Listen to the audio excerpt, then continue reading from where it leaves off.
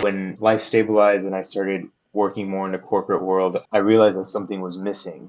And it was that creative freedom that I had when I was a kid. When I felt that, I didn't really know what that feeling like exactly was, but I knew that I need to do something.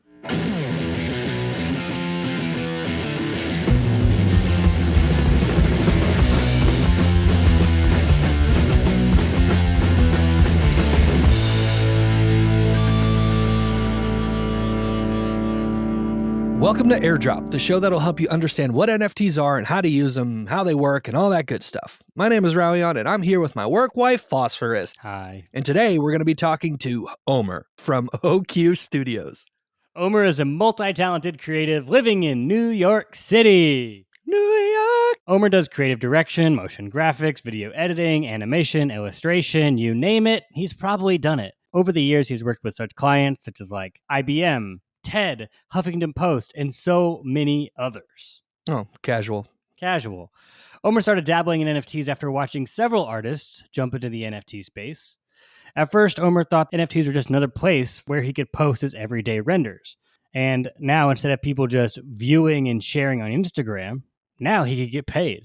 Omer did pretty well in the bull market, minting NFTs on Ethereum. So he saved up his earnings and he cashed out before the dip and made a little safety net so he could dive full-time into NFTs, which is like good for him. Like, I wonder what that feels like. So today we're going to dive in the story of how Omer went full-time into NFTs. We talk about that itch to create that really can't be ignored. And lastly, we talk about how doing everyday renders really paved the way for his success as an NFT artist. And as always, a whole lot more. What I love about Omer's story is how often he referred back to that need to create every day, or at least for him, to create at least 3 times a week. Because, it's hard when you're doing these giant renders of things. So, Rawion, for you, you're a massive creative person. How helpful is it for you to create space to be creative every day? First of all, it's incredibly helpful. I've found new art styles that I really actually love a lot and tried brand new things and like thought outside of the box because I established that discipline of creating every day. That's helped me out a lot. It doesn't always feel like super fun, awesome, creative time, right? Sometimes it feels like, I have to go do this thing. But then I end up spending, at least a couple minutes, at least like 10 minutes making a piece of art. And that feels nice. Even if I'm like not feeling like doing it in the moment, it helps just like establish creativity as an important part of my life because I'm making space and making time for it. You know what I mean? Yeah, so good. And it's like, you told me this one day way back when it was like, we got to create something every day, even if it sucks. Yes. And sometimes that's what it feels like to create every day. Like, crap, I just made something and this is awful. And this sucks. Yeah, literally I've posted stuff in our Discord because we have that Create Every Day channel. Yeah, I've posted stuff and been like, I don't like this, but I made it. Here you go. Yeah, and there's something about like just making space to create, even if it sucks, knowing that if you keep this up, eventually something awesome's going to happen. And something's going to be like push forward, and you're going to create something you didn't know you had inside you, which is great. 100%. So if you want to come create every day with us, obviously there's a link in the description. Come join us. Come check out the Discord where we are literally just creating every day and talking about how to use NFTs and how we can use them for our businesses, our creative careers, and our lives. Also, if you can rate and review this podcast wherever you're listening to it, or subscribe if you're listening or watching whatever on YouTube, that'll help a lot of other people find the podcast. So we really appreciate that. And if you want to follow us on Twitter, that's at Airdrop Show. Alrighty, let's drop in. Here we go.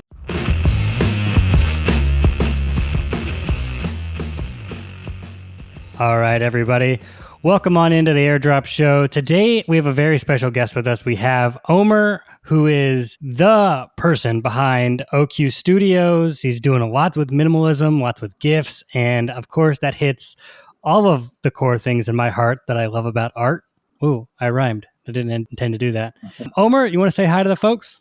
Hey everyone, my name is Omer. I'm a New York-based artist right now, and I am the founder of OQStudios, and I eat, breathe, love minimalism. Love it. Love it. All right. Omer, we're going to start with the question we start all the podcasts with, and we've gotten some good answers here, so I'm curious to see what you're going to say. Can you explain what an NFT is in the most simple language possible? That's a really good question. I will say NFTs for me are actually, for the artist side, is a way for artists to take their everyday renders, everyday sketches, concepts, ideas, and put them on a blockchain for people to purchase, collect, and support. Yeah, I love that. I guess with the everydays, an everyday is basically, for explaining it for the folks at home, it's you're just making art every day. Is that right? Yeah, absolutely. It's as a 3D artist, Beeple was one of the people that actually inspired me to jump into the NFT space because he would post a render every day for his concepts on Instagram. And that's where a lot of the artists lived before the NFT space because it was like you could show your portfolio nice and simple and clean on a platform, on a social media platform. It was nice because that's all it was, showing your pictures, showing your videos.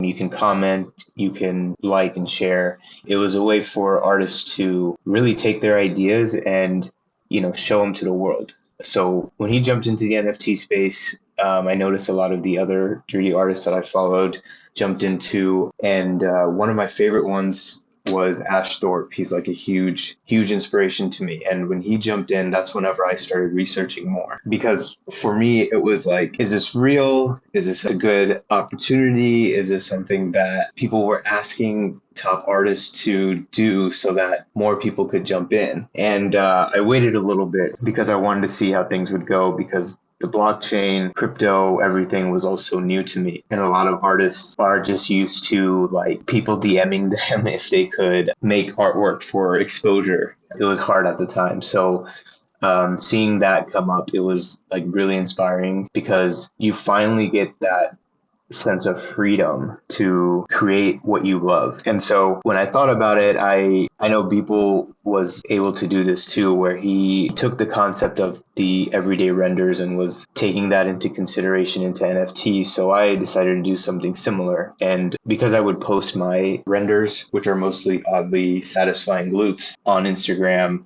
I couldn't do it every day. I wish I could, but I tried to get to that point. I think I got to the max of doing 3 a week. What I started doing was I just took my style that I developed and took that into the NFT space.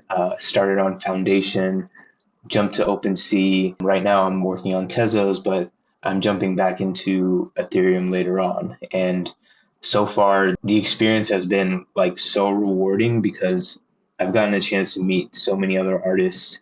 On top of that, the feeling of people supporting your work strictly based off of the fact that they just love your work is a feeling that I think every artist would agree that it is a very, very precious moment. Yes, there's something about the buy-in, right? The exchange of money across hands. Because before NFTs, right, a lot of the art world lived on Instagram, right, where you could publish your work. But the problem is you publish for free as an artist, and then you get DM'd to be like, hey, make this, and you said it perfectly, make it for exposure, which like hurts because exposure doesn't pay the bills. I can't pay rent with exposure. I pay rent with money. And hopefully, right. So talk me through that process, this switch from posting on the internet to gain a following and this and that versus now using pretty much the same style, same thing, right? You're posting, but now you're posting as NFTs. Is there a mental switch that happens there? What's been your experience? I'm glad you said the word mental switch because when you post on Instagram, you're not posting for the sake of anybody, for anyone's approval or anything. You're just posting because you created something. There's this like sense of accomplishment or relief. It's almost like when you create a to-do list for your day-to-day and you cross out something that you've done in the day. It's that sense of feeling, but instead you're posting what you've done out there into the world. And if people love it, they love it. And if they don't like it, then they don't like it. But it's that sense of feeling. So you never really at least I didn't. I never really was thinking that if I post this, I'm going to get someone to, reach out to me for a job. But now the mental switch is still that feeling, but you're kind of, instead of the word posting, you're minting.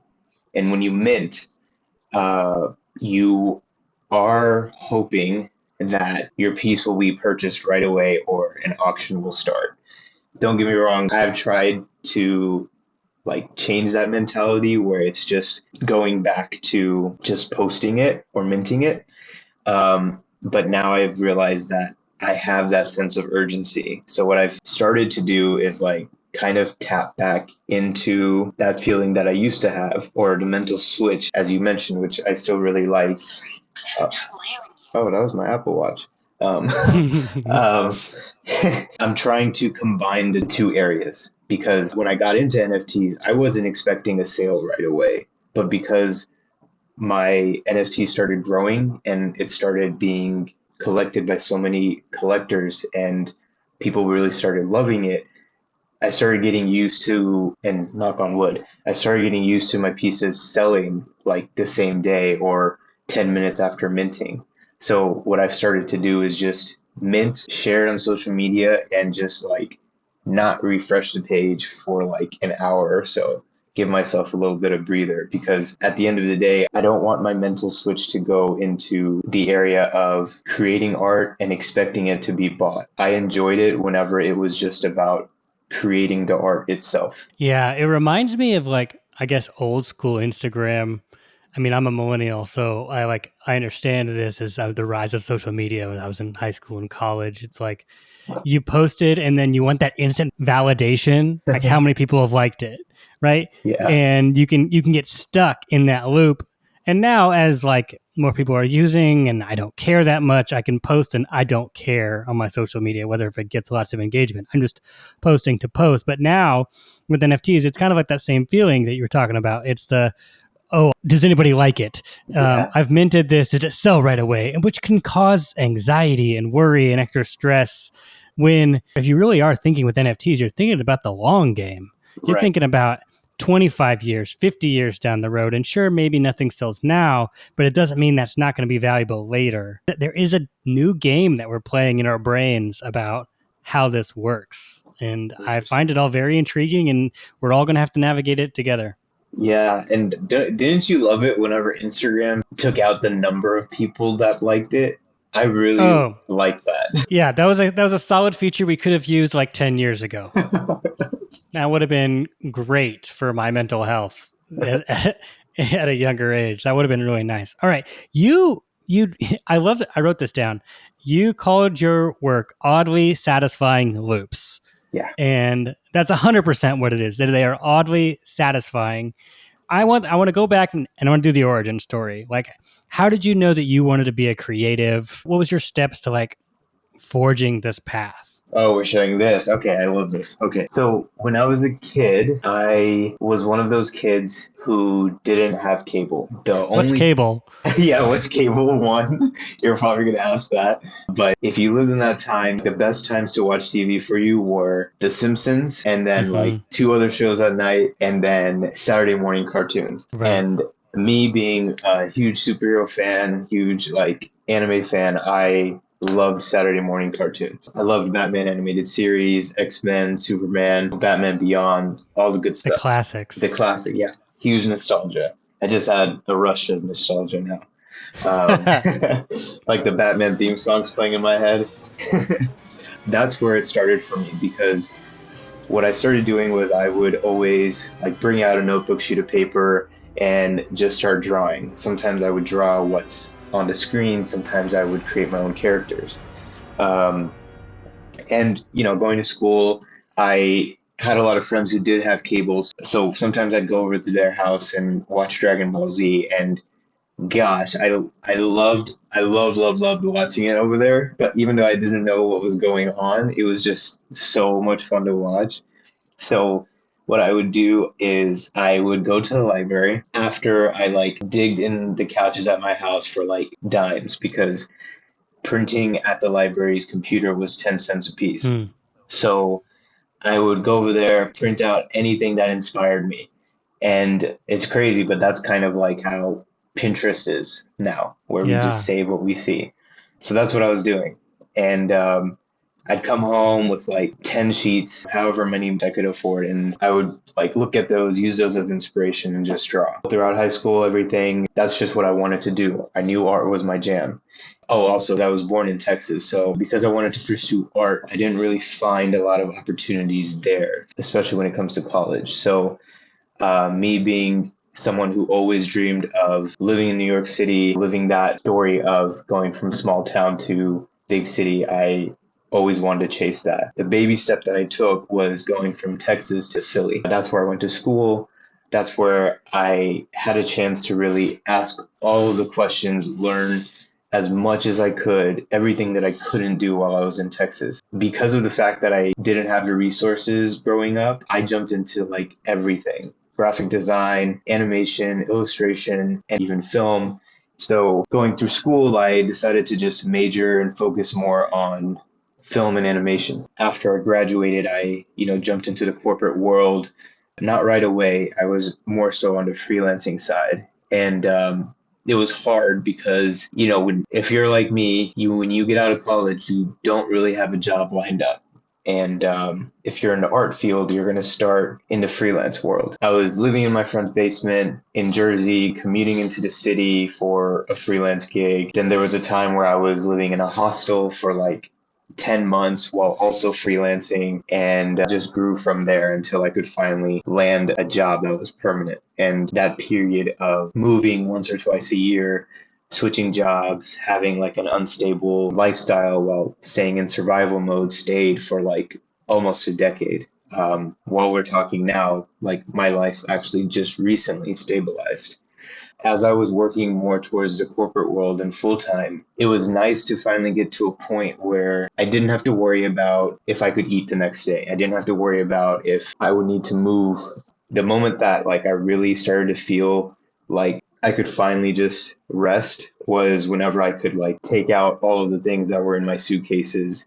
So when life stabilized and I started working more in the corporate world, I realized that something was missing.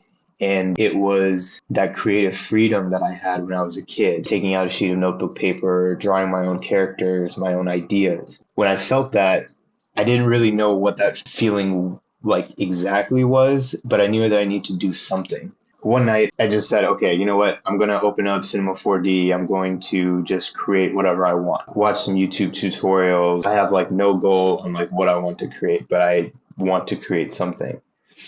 After the first one, it felt so good. I was like the happiest person alive the next day. I started doing that more and more, spending like an hour a night after getting home from work. And slowly I started to realize that I wanted to make my own style for it. And that was how I wanted to get into minimalism, the black and white artwork that you see. I saw on Instagram a lot of the artists would just showcase their renders, and I thought that was so cool. They were the reason why I was like kind of chasing more towards the colored side with like realistic textures, cinematic look, and but I couldn't do it because I had been so out of touch with like just creating something for myself that I realized I just should make my own style. And that's how the black and white came. When I started like sharing them on Instagram, I wanted to have a subtle element about it that makes it different and that makes it stand out. So when I started creating the loops, I realized that, hey, this is like really fun to watch and I want to see what other people think. And after a while, I started posting once a week, then twice a week, then 3 times a week. And it just became something that I really, really enjoyed. So I started working after I got home from work on a daily basis so much that it just became my routine. And whenever the NFTs came around, I thought to myself, this is the perfect time to bring that story into the space and to have it be my starting point, because at the end of the day, that is my starting point. That's the point where I realized that I needed to get in touch with what I'm passionate about again. And it's raw, it's minimalistic, it feels like the beginning stage. Wow. That's an origin story right there, sir. That is a classic hero's journey origin story. Thank you. Thank you. That is a story well lived. Like, no one wants to live in a hostel for 10 months. That was like the worst experience because I shared a room with like 6 other people. It was like a bunk bed room. Yeah, nobody wants that, but that makes the payoff so much better. And like you got the stable job, but then you finally like achieved some sort of, you're doing art for a living. That's a huge accomplishment. But then also there's something in you, that urge to create something is still there. Yeah. And it's like gnawing at you. Yeah. You begin having 2 jobs pretty much, working for somebody else to make sure you have food on the table and a roof overhead and warm clothes and power. But then you also have to pay attention to this thing inside of you and feed that as well with your art. Now, correct me if I'm wrong, right? You've made the full leap to full-time in NFTs. Yeah, absolutely. As an artist, I feel like it's great to jump full time into NFTs, but it's also good to always other opportunities alive. What I ended up doing was I opened up my own production company called OQStudios, and what I'm doing is I'm including both Web 2 and Web 3 kind of work. So Okay. I still edit videos, I still do animation, but I'm also more focused on the NFT space, like being more of an independent artist. And I wanted to keep it that way because I've started to see recruiters reach out to artists and people who are, motion designers or video editors, art directors for Web3 work. So what I wanted to do is be able to add Web3 as like a service for the production company, but also chase the independent artist approach. Yeah, I love that. And I love that, like, it's just the next part of your story, right? Yeah. And technology has kind of met you in a really cool way with even Instagram and being able to look at things and see things and be inspired and post every day, to now Web3 where you're getting paid for your art in a totally different way that allows things to kind of line up. So you did really well in this last bull run and you saved all your money, right? You didn't spend it. Right. That's exactly what I did. I even cashed out before the big dip because my goal for this year was to take the leap. And what I did was I just saved up to make sure that I would have a year's worth of rent and emergencies and just take the jump, because this is one of those opportunities where it's good to be early. It's good to take the risk, but of course, only if you can, Don't get me wrong, I'm still making sure that, all the boxes are checked off where if things go south, I'm still safe. But it's a great feeling. Like, I will say this, because while I was working on my 9 to 5, I realized that I couldn't move forward with a lot of the opportunities because my 9 to 5 was holding me back. And that feeling was honestly why I decided to just take that big leap. And you made the leap. And I mean, if listening to your story, it also doesn't sound out of character for you. It sounds perfectly in line for you to make that leap. And of course, you were smart about it, right? You put money away, you have a piggy bank ready to go just in case of emergencies, and you'd be able to move forward and give yourself the time, the space, the energy to really put 100% into this and to see what will happen. Right, exactly. So how's it been? Let's see, my last day was, I think, a month or so ago. And what I did was the first month, I just wanted to enjoy my life a bit. Breathe, Yes. Go out and have some drinks, catch up with Touch friends. grass. Yeah, touch grass. I love that saying, by the way. Touch grass, because we don't do that, especially in New York. It's like you got to go. Where do you have to go? You have to go like blocks away to go do that. It's a mission. Yeah, and I did that, and after that, I took some time to update my website, update like everything that I have to make it look like I did make the leap, because I want myself to be able to say that on LinkedIn, social media and all that stuff, and make sure that everything is already intact whenever people want to work with me. So right now I'm wrapping up all those updates and making that announcement sometime next week. But because of the fact that, like I was saying, my 9 to 5 was holding me back on Web3 opportunities, the moment I made that jump, it feels so good to just spend a day answering back emails, going through Web3 opportunities, creating my own art, and like getting paid for it. Like the experience has been so nice. Like I'm still adjusting to this like new feeling, but it's been awesome. I gotta say, I can't wait till next week to like roll everything out and, you know, then focus more on just the art. But it's been nice. It feels like, you know, this is it. I feel very privileged to catch you at the beginning of this journey because you're going on another journey, and it's going to be super cool just to watch and be a part of and witness you go through this big thing. Do you have any idea of like how you're going to find collectors or work with galleries, or you're much more positioned in the art space, so I want to like pick your brain on those marketing techniques. Like, how are you going to put your work out there? I did want to say like I am also very glad that I get to share this with you. I've been sharing it here and there in like other Twitter spaces, but like, you know, meeting you for the first time and everything. It was just like when you connect with someone, you just know like this is a solid person to talk to and everything. Like it's the feeling is very mutual. I just want to express that. Thank you. I think when it comes to the galleries and taking the next steps, what I want to do is have galleries showcase my black and white work a little bit more and then make that huge jump of going into a more colorful vibe. And when I jump into the colorful vibe, that's when I will, I guess the correct term is dox myself. Yeah. You take off the mask and show everybody what's underneath. Yeah.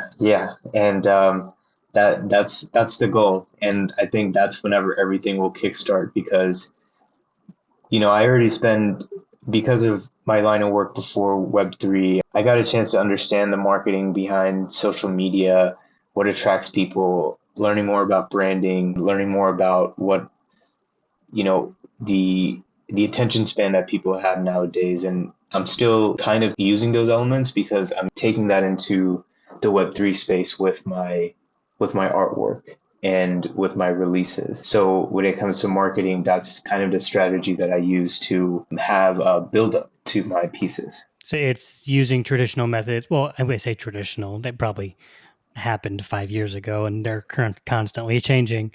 Of using social media to get your work out there. Yeah, definitely. I might never use Discord because I've attracted collectors and supporters through social media. I may never use Discord, but I find that social media is the best approach, and I will also start to use LinkedIn more because I feel like because recruiters are really looking for people to be part of Web3 opportunities, it's a good route to take now because people are slowly catching up. Yeah. I can hear Gary Vee in the back of my head saying LinkedIn and TikTok. I can just see it and I can hear it after seeing it so many times. And I think that's a great plan. Yeah. Okay? So as an artist, I'm curious about social media from your perspective and how you use it, because it was so Instagram heavy. Are you still posting there? And I know Instagram wants to get into NFTs eventually, and probably if you're listening in the future, this is super outdated. But have you moved 100% to Twitter, or are you still on the Instagram train with their followers there, or how does that work? That's a good question. I don't know 100%, but I saw something recently, and it's funny that you brought up. It's funny that you brought up Gary Vee because that's the screenshot that I saw. Yeah. He posted something about what's the PFP collection? I think it's Creature World or something. Whoever's listening and is a huge PFP lover, I'm sorry if I butchered it. But he posted something on Instagram about that. And it's actually, I believe it's kind of like how Twitter takes the PFP from your collection and has it as your PFP. And it's like Right. verified and stuff. And I believe you can do that now with posts. So what I wanted to do was just grow my audience on Twitter for a bit, and I feel like I've done that and jump back onto Instagram and start sharing on both platforms. So you caught me at a good time. I'm actually going back to Instagram too and just posting there more frequently and sharing what I'm building, what I'm creating. Especially now that I have more time, you know, because of my background in social media, it was just hard at the time to like export different sizes, Right. post on Instagram, post on the story, post on Twitter, all that stuff. So I am jumping back on there, and I'm going to also jump back on my Facebook page, which has been collecting a whole lot of dust, Yeah, like two yeah, years, yeah, maybe yeah. more. Right, right, right. Okay, that's good. I just curious about what you're thinking moving forward. As you know, we're all trying to navigate this world together Mhm. and trying to find like where's the best place to post to find collectors. Yeah, I like what you said about LinkedIn, especially as an independent artist and posting more frequently of showing how this will work because recruiters are looking for as Web3 grows, and it's not going away. Yeah. It's only going to grow. I like what you said. You're a perfect crossroads to make the leap, to take the risk, because even if you quote unquote fail, you will still have so much experience that will be so valuable for somebody else. And Exactly. that'll be so useful. That's so good. Now, all right, what's been your biggest surprise so far in the NFT space regarding your own work? Oh, that's a good question. My biggest surprise that I had whenever I first started posting every days on Instagram, and that was the feeling that people actually love the minimalistic work that I create. Because as an artist, you're always gonna compare yourself to others. It's hard not to. It's hard not to step back and say, hey, stay in your own lane, focus on creating and focus less on comparing, because that's kind of what social media has done to our brains, not just as an artist, but even as human beings. When you see someone out in the Bahamas enjoying like a nice cocktail and you're like at home working away, you're like, man, I really wish I was living that life. It's miserable and it's raining and Yeah. everyone's yelling at you. Right, right, right. And it's the same thing with the art space too, where because my work is black and white and because it loops, people can tell me that they love it and people can tell me that they hate it. But I'm always going to lean more towards the people that say that they hate it, because that's just like self-doubt in me. So it's hard to be in that field because, in my mind, especially since I'm chasing that cinematic approach as a long-term goal, I'm always going to compare myself to artworks like that. So coming into the NFT space and seeing people purchase my work, especially collectors who are like so well known, um, Guy Norkel, Barat, Mentalist.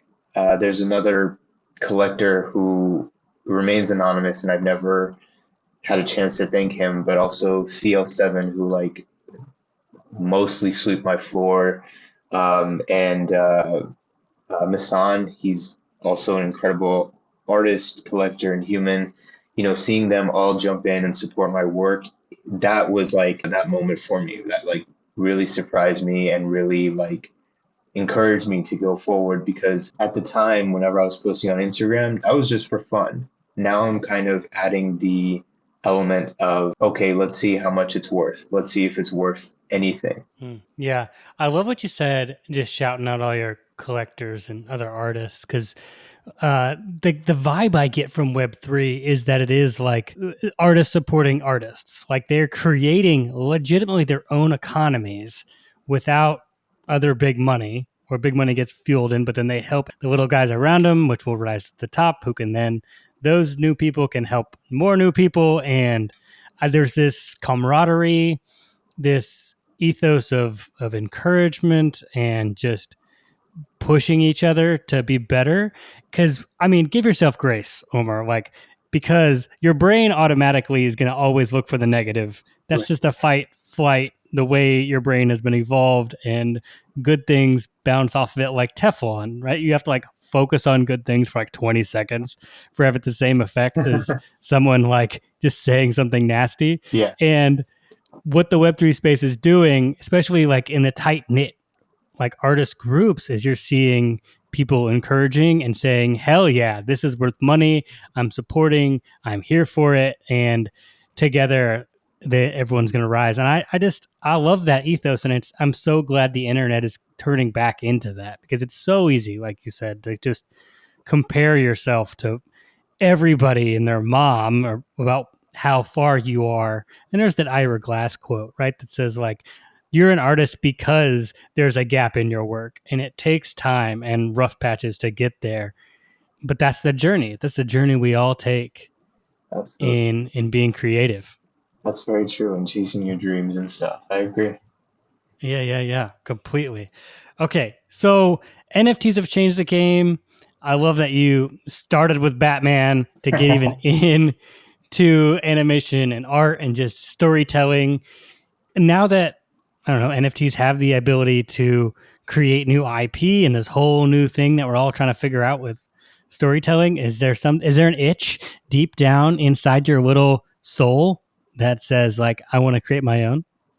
Yes, 100 gajillion%. Okay, Um, good. I have that same itch, so that's great. I I want to, as a long-term goal, which is something that I've always wanted to do, was create my own superhero. And I want to have that be my end goal because that's always been my dream. And I'm kind of using this build up from black and white to color to cinematic to superhero because it's like when you first start out with anything, you have to learn the fundamentals. You have to learn from others before you can, learn to do your own thing. And that's the approach that I want to take, where you see the art actually grow. And the best part is that my collectors get to be a part of that. And I haven't shared this much really with them because it's not that I don't want them to know. It's just that there's like you kind of give a promise, and that kind of promise like limits your creativity in the long run because it's also like who knows what's going to happen a year from now, especially in this space. And because like now so many artists have even left because of the dip. And don't get me wrong, that'll never be me. I'll always be here. It's just that when like I'll talk about the superhero concept in spaces on podcasts and everywhere, but I want it to be known as the end goal. I want it to be something that people can look forward to, but also focus more on the moments that we're having now. I'm really excited because I am trying to develop the story in the background. I am trying to figure out how I would really bring that into Web3. There are a couple of ideas brewing, but because the space changes so much, I've kind of just like decided to just focus more on the story right now, design the characters, and then when the time comes to bring it into Web3. Yeah, and what you said was great. It's you don't want to like overpromise, underdeliver. I'm going to do something big, Yeah. promise the whole world and have it show up. Like you're talking 20, 30, 40 years down the line, right? You still have this, it's the magnum opus. Like eventually I'd love to get here, but right now I'm just want to focus on what's right in front of me because that's what we have, right? And that's you're doing the minimalism and the black and white and it's beautiful and I would suggest everyone go check it out. So this is your time. Where do people check out your work? You can go to my Twitter page. There's a link tree there. On my website, I'll have an entire NFT page or page dedicated to NFTs on my website. So soon that'll be on my personal website, which would be www.oqstudios.com. And that's where all my NFTs will live. I mint on OpenSea Foundation. I'm currently working on my super rare application, so who knows? By the time people are listening to this, I might even be on there. And Tezos. There we go. Everyone go please check out Omar's work. It's beautiful. It's amazing. And that the minimalism, the oddly satisfying loops just tugged at my soul first time I saw it. And I was definitely mesmerized. So it definitely works. Omer, thank you so much for coming on Airdrop. And we will watch your future with much. What's the line? It's in my head. It's a stupid line from Star Wars where Palpatine talks to Anakin. And you, young Skywalker, we will watch your career with great interest. I love it. I love it. I don't know why that just stuck in my head, but no, I will, and I'll be following. And Thanks for coming on the show and sharing all the wisdom. Yeah, absolutely. Thank you for having me. And it's been a huge pleasure. And like, even whenever I do jump into color, I'd say we should definitely do another one. For sure.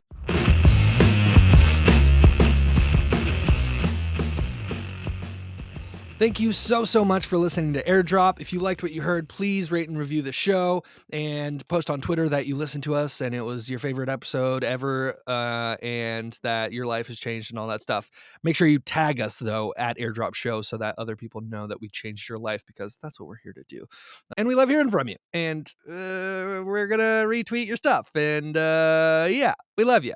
Thanks for dropping in. And remember, while discipline and freedom seem like they sit on opposite sides of a spectrum, they're actually very, very connected. That is deep.